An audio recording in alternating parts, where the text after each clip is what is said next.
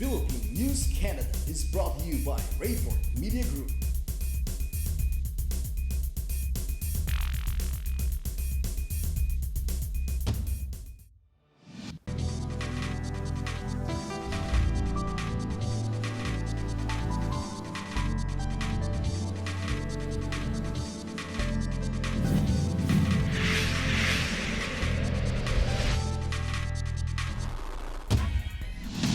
Hello mga kabayan, narito na ang pinalawak at pinalakas na coverage ng Philippine News Canada, Balitang Vancouver Nationwide. Mga pangunahing balitang nakalap ng aming news team para sa linggong ito. Ako po si Rosette Correa at ito ang Philippine News Canada, Balitang Vancouver. Good afternoon, everyone. Konsulado binuksang muli ang Filipino Restaurant Month. Today's very special event, Eat, Fly, Love, a Filipino feast presented by Air Canada. Binuksan muli ng Philippine Consulate General in Vancouver kasabay ng lahat ng mga konsulado sa Canada ang pangtaon ng Filipino Restaurant Month. Ang proyektong ito ang nagsha-showcase ng panlasang Pinoy at 12 restaurants all over Canada ang sumali sa isang buwan ng pagkaing Pinoy. Binuksan ni bagong Consul General Gina Hamoralin ang event sa konsulado kabilang ang ilang invitees mula sa press at sa restaurant industry. Winelcome ni Conjen Hamoralin ang 6 na restaurant na nagpa-participate sa nasabing event.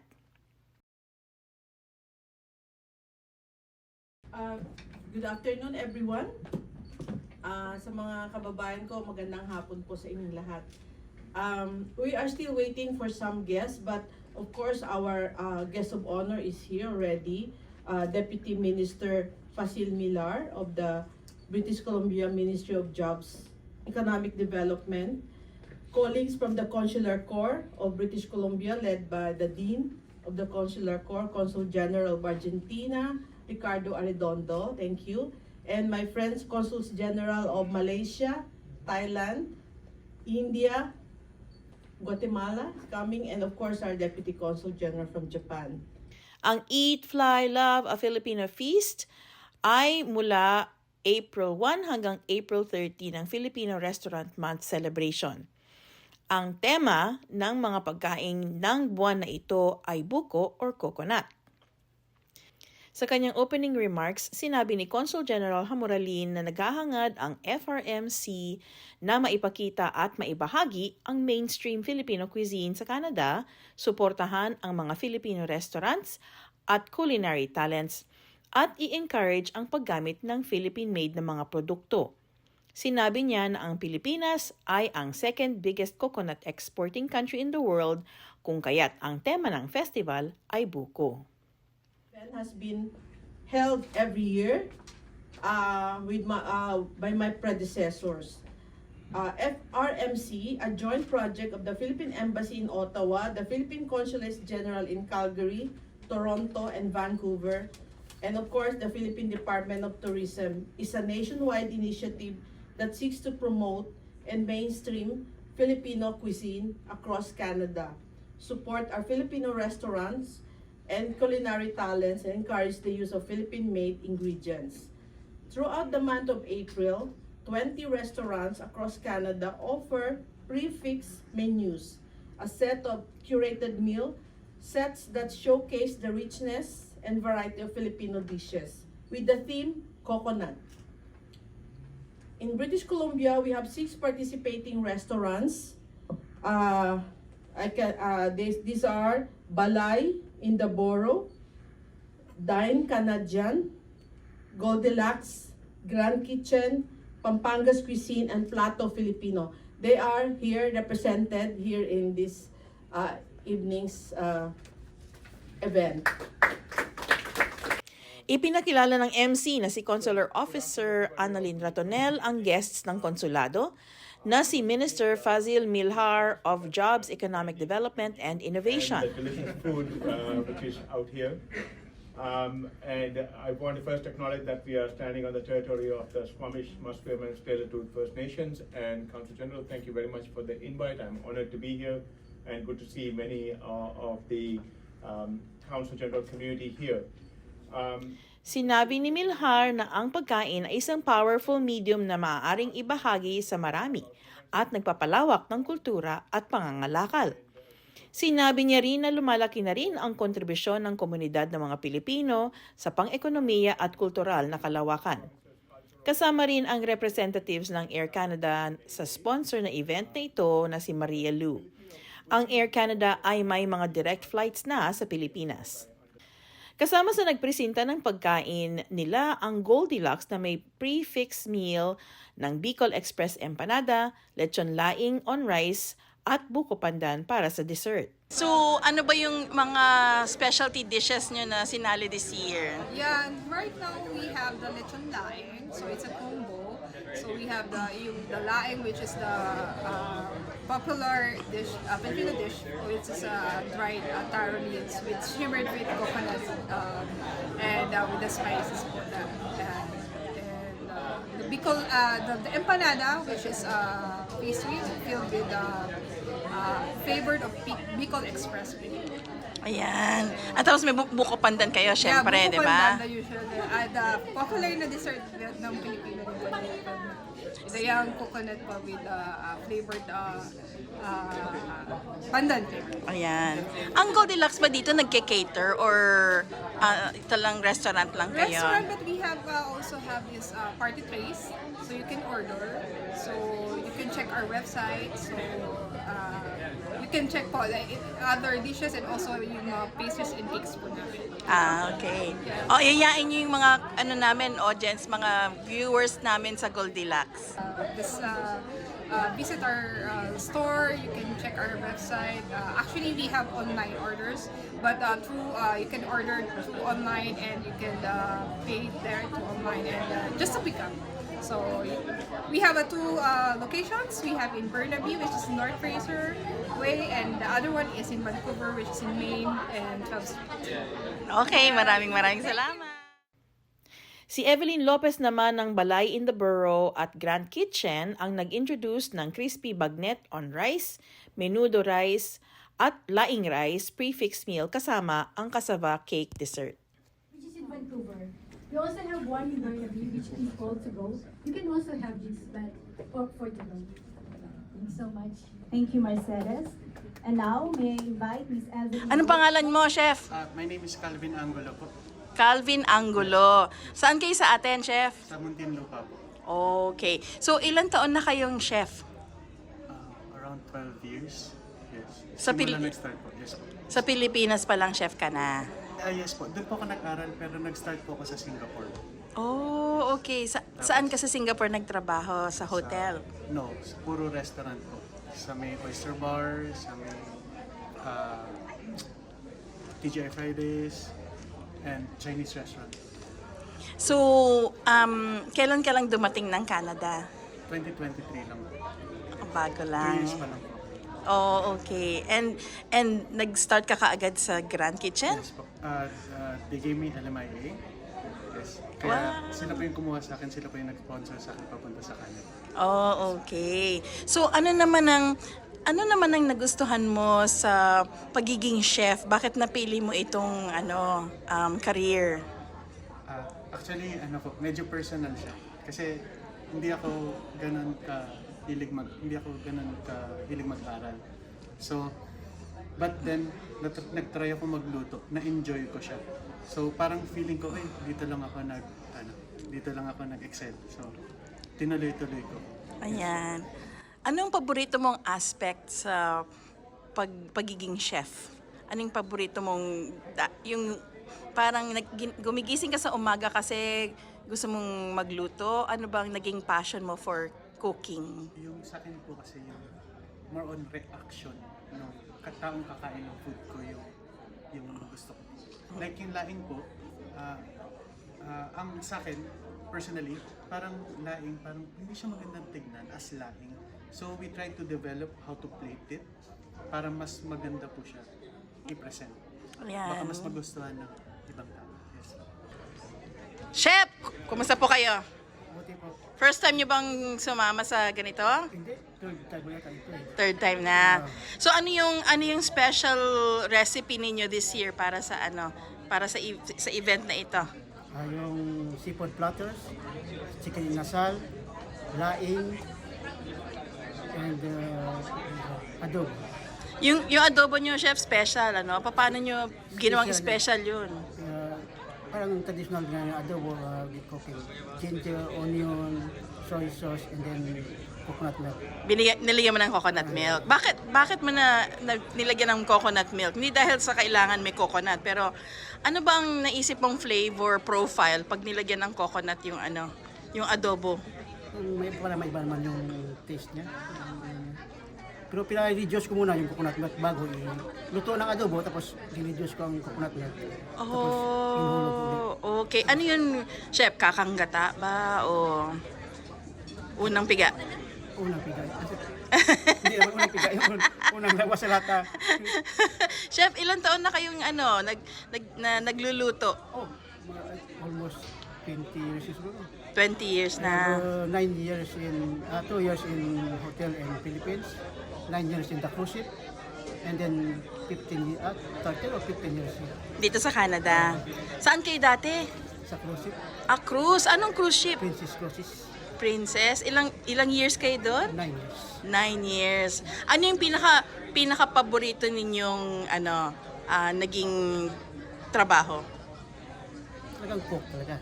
Favorite ko. Dito sa on Canada? land Yeah. o sa cruise ship? Cruise ship and then cook talaga. Ano mas gusto niyo, cruise ship o dito sa land? It's the same. Maganda lang dito kasi kasama ang pamilya mo eh. Doon malayo. Oo nga. Si Bennett Ganata naman ng Plato Filipino ay nagpresenta ng lechon spicy steak sa express sauce, pan-fry fillet sa coconut sauce, at bagnet sa coconut pumpkin and shrimp paste sauce. Kasama ito sa kanilang prefix meal na may mango and sticky rice and coconut cream for dessert. Ang Eat, Fly, Love, a Filipino Feast ay mula April 15 hanggang April 30 ng buwan. Anong pangalan mo, chef? Ako po si Joseph Ganata, asawa ni Bennett, Oh. may-ari ng Plato Filipino. Okay. Ako po rin yung isa sa cook niya. Ayan. All in the family, di ba? Paano niyo naman naisip ni Bennett na magbukas ng restaurant dito sa sa Canada? Actually, passion ko na yung magluto since nasa Philippines pa ako. Pero I work in a bank before, back home. Tapos before coming here, nag-take na ako ng culinary sa TESDA lang nung sa Philippines. And then when I got here, nag-take na ako ng culinary also sa BCC na. Okay. Talagang gusto kong doon pumunta. Talagang passion mo talaga Yeah. yung magluto. Okay. So, para sa event na to ngayon, this year, anong naging inspiration mo to come up with your, yung mga coconut dishes mo? Yes. Actually, nag-iisip na kami lagi ng mga na para ma-tweak yung usual na dishes na lagi nating nakasanayan sa Philippines, di ba? So, bali pinag-aano ko lang kung katulad nung beef lechon, tinry ko kung pwede siya sa Bicol Express na sauce. Kasi our Bicol Express in the restaurant is one of our best seller also.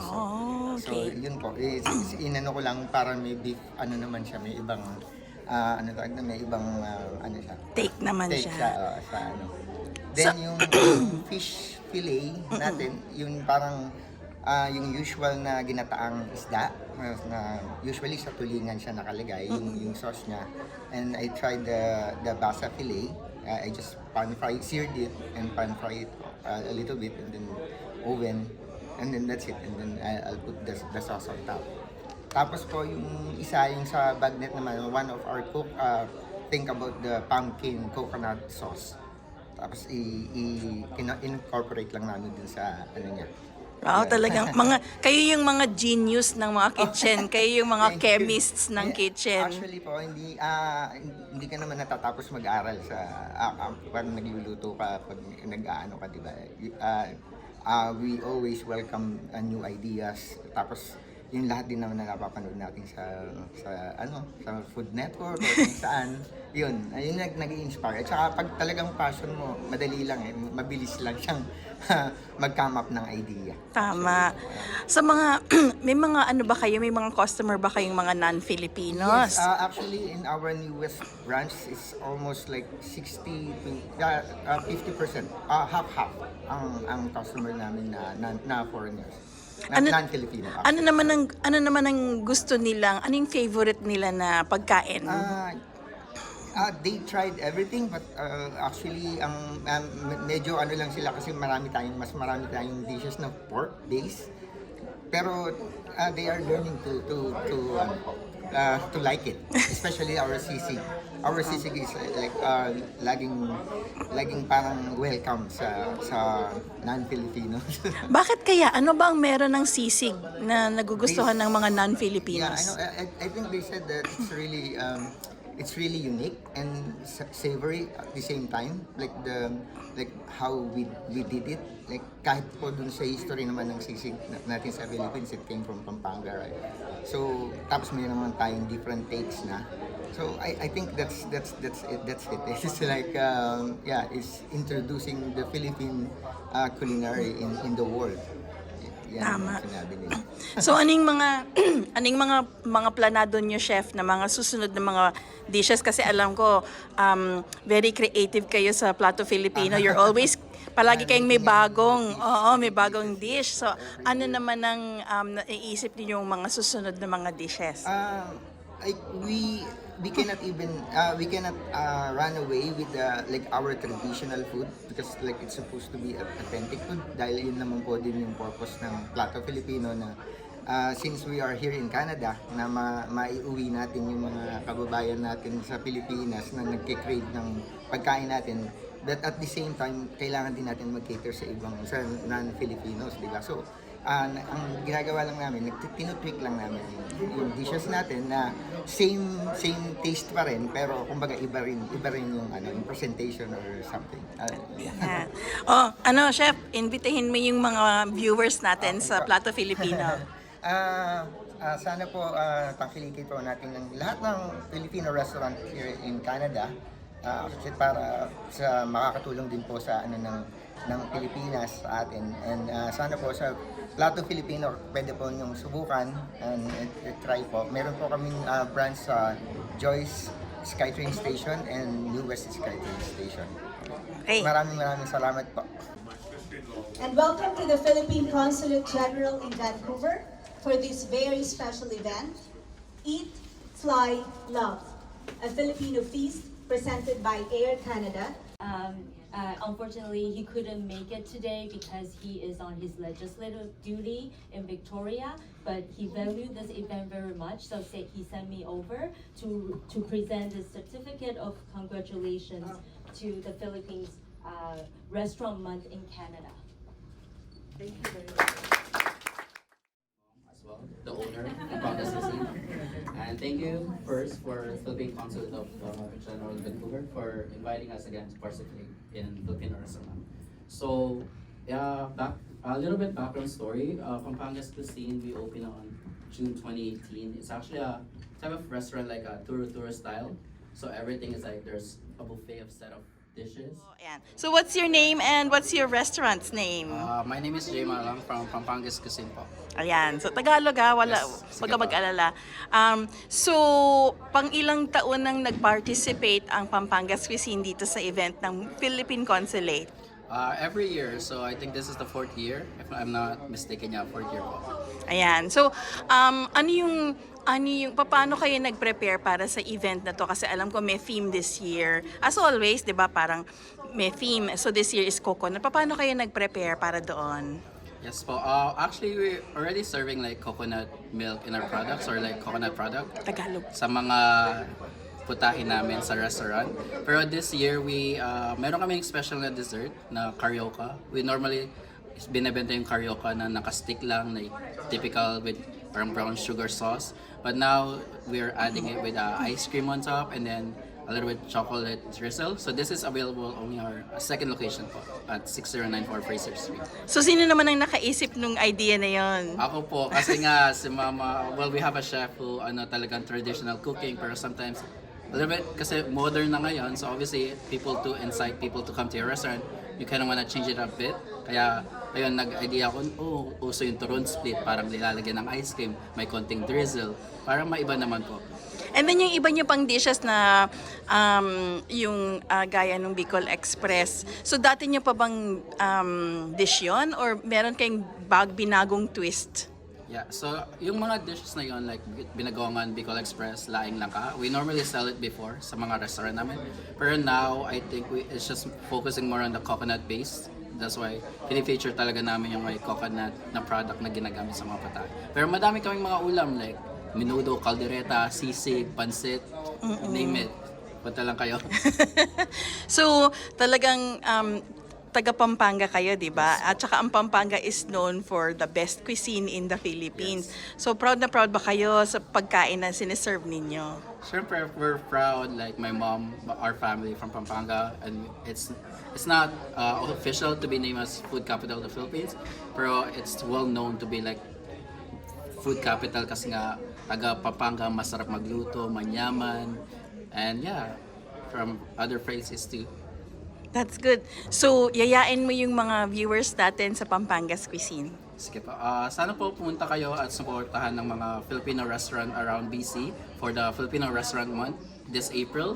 May limited dishes kami like the dessert Carioca de Cervantes na only available at our Fraser branch. May dalawa kaming location po at Fraser at Choice. Hope to see you doon.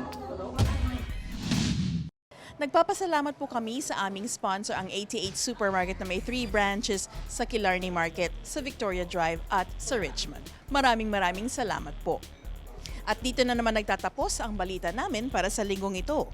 Kung kayo may mga komento, mga issue o balitang nais niyong ibahagi sa aming programa, ang PNCI bukas para sa inyong lahat. Mag-email lamang po sa balitangvancouver@gmail.com o tumawag sa 604-588-6397. Nagbabalita mula dito sa New Westminster. Ako po si Rosette Correa at ito ang Philippine News Canada, Balitang Vancouver.